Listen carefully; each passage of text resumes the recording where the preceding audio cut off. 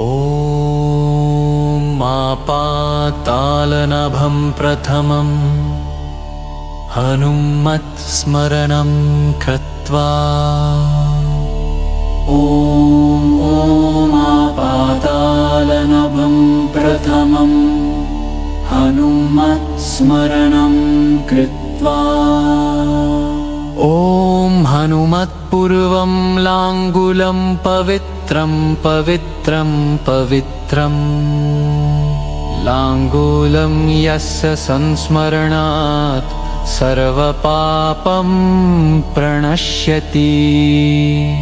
लाङ्गुलं ब्रह्मलाङ्गुलं विश्वं लाङ्गुलमुच्यते। लाङ्गुलं चिन्तयेद्यस्तु स मुक्तो नात्र संशयः।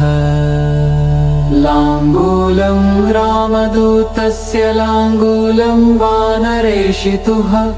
लाङ्गुलं सर्वलोकानां पावनं परमं स्मृतम्। येन दग्धा पुरी लङ्का सेतुर्बद्धो महार्णवे। तद् लाङ्गुलं सदा ध्येयं सर्वकार्य अर्थसिद्धये।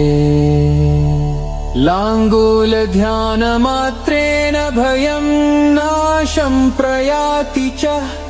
शत्रवो नश्यन्ति दूरात् भूतप्रेतपिशाचका। लाङ्गुलं प्रज्वलत्तेजः सर्वदुष्टनिवारणम्। लाङ्गुलं परमं मन्त्रं लाङ्गुलं परमं तपः। लाङ्गुलं रामनाम्ना च संयुक्तं विश्वरूपधृत्। लाङ्गुलं सर्वदेवानां पूज्यं परमदुर्लभम्।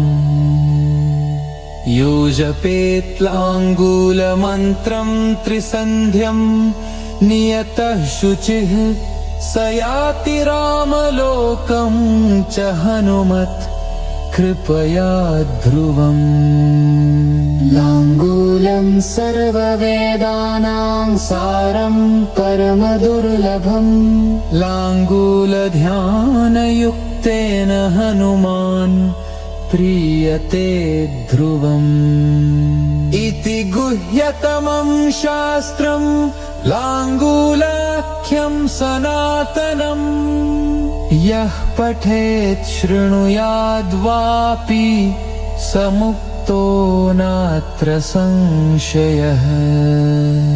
ॐ हनुमते नमः। लाङ्गुलाय स्वाहा। इदं कवचं लाङ्गुलं हनुमत् प्रीतिकारणम्।